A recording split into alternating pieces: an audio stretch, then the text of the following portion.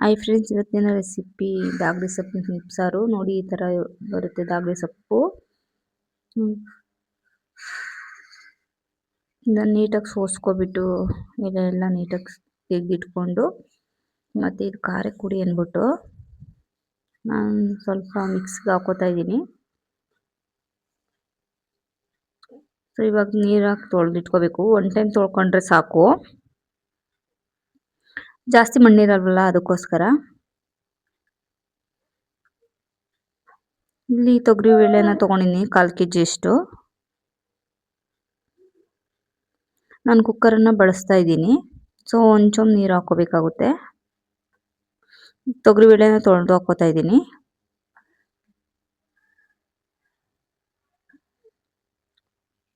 ತೊಳೆದಿಟ್ಕೊಂಡ್ರೆ ಸೊಪ್ಪನ್ನು ಹಾಕ್ಕೊಳ್ತಾ ಇದ್ದೀನಿ. ಜೊತೆಗೆ ಸ್ವಲ್ಪ ಸಾಲ್ಟ್ ಸೇರಿಸ್ಕೊತಾ ಇದ್ದೀನಿ.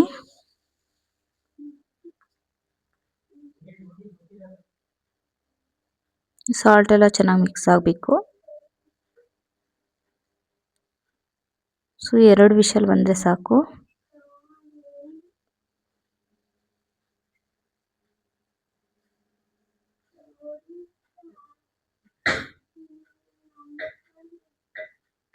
ನೋಡಿ, ಈ ಥರ ಚೆನ್ನಾಗಿ ಬೆಂದಿರಬೇಕು ಬೇಳೆ ಎಲ್ಲ.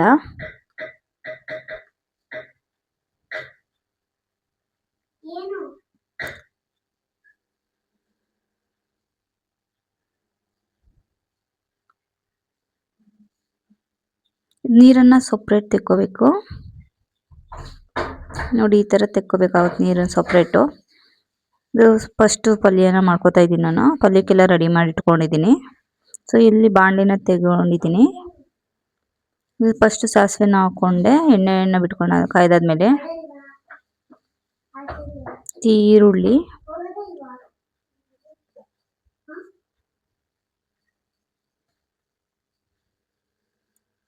ಚೆನ್ನಾಗಿ ರೋಸ್ಟ್ ಆಗಬೇಕು ಸ್ವಲ್ಪ ಎಣ್ಣೆಲಿ. ಕರಿಬೇವನ್ನು ಹಾಕೋಬೇಕಾಗುತ್ತೆ. ಕರಿಬೇವು ಹಾಕ್ಕೊತಾ ಇದ್ದೀನಿ. ಸ್ವಲ್ಪ ಹಸಿಮೆಣಸಿನ್ಕಾಯಿ ಕಟ್ ಮಾಡ್ಕೊಂಡಿರೋ ಹಸಿಮೆಣಸಿನ್ಕಾಯಿ ಹಾಕ್ಕೊಂಡೆ. ಚೆನ್ನಾಗಿ ಡ್ರೈ ಆಗಬೇಕು. ಸೊಪ್ಪನ್ನು ಹಾಕ್ಕೊಂಡೆ.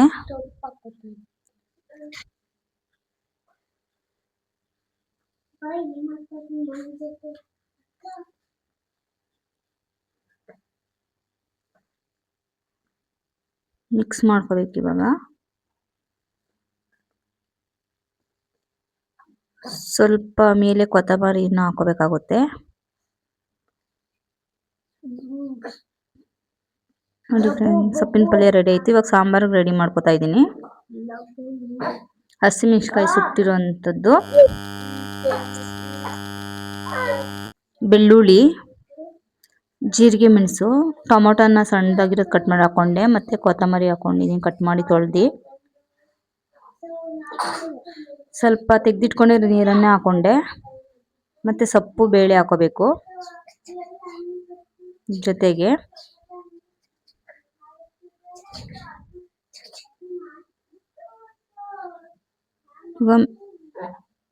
ರುಬ್ಕೋಬೇಕಾಗುತ್ತೆ. ನೋಡಿ, ಈ ಥರ ನುಣ್ಣಗಿರಬೇಕು ಉಪ್ಸಾರಿಗೆಲ್ಲ.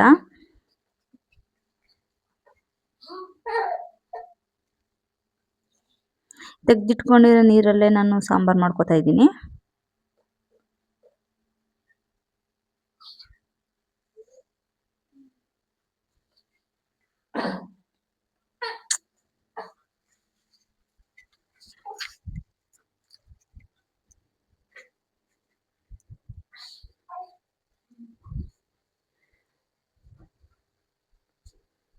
ನೋಡಿ, ಈ ಥರ ಎಲ್ಲ ಚೆನ್ನಾಗಿ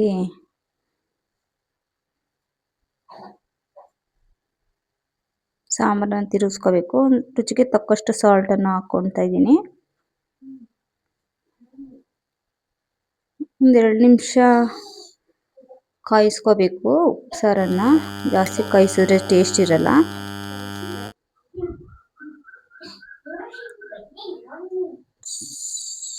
ಸೊ ನೋಡಿ ಫ್ರೆಂಡ್ಸ್, ಈ ಥರ ಚೆನ್ನಾಗಿ ಬಂದಿದೆ. Thank you.